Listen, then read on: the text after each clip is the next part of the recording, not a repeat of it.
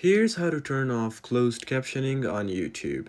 So in this tutorial, I'm going to exactly show you how you can turn off closed captioning on YouTube.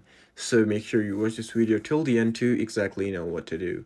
So just go to YouTube and play a video. So here, as you can see, this is a video that I'm going to play for this. And let's say our captions are turned on. I'm just going to turn on captions.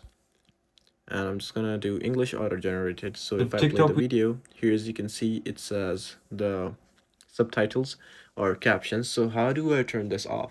So the easiest step is just simply tap on the video again, and then you'll see the CC option. Just go ahead and press on that, and here as you can see subtitles slash CC turned off.